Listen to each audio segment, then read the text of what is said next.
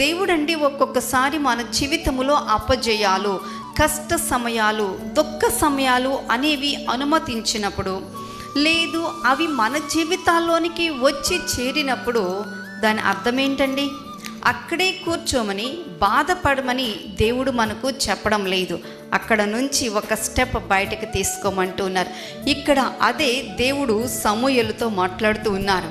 ఎందుకంటే నేను విసర్జించిన ఈ వ్యక్తి గురించి నువ్వెందుకు బాధపడతావు? అదండి మనం గుర్తు చేసుకోవాల్సింది.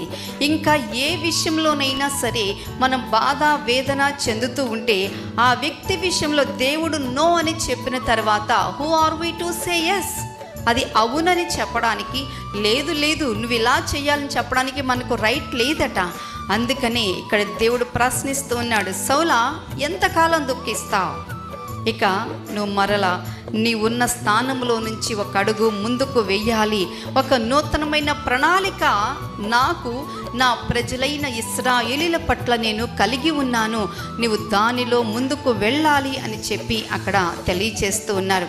ఎందుకంటే మన జీవితంలో కూడా చాలా సమయాల్లో నిరాశ, విఫలత, నిరుత్సాహము అనేవి కలుగుతూ ఉంటాయి.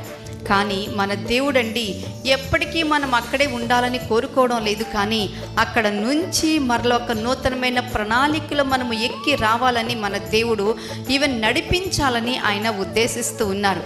అందుకని స్టెప్ ఇంటూ గాడ్స్ ప్లాన్. మనము దేవుని యొక్క ప్రణాళికలో, దేవునిలో మనము ముందుకు కొనసాగవలసి ఉన్నాం.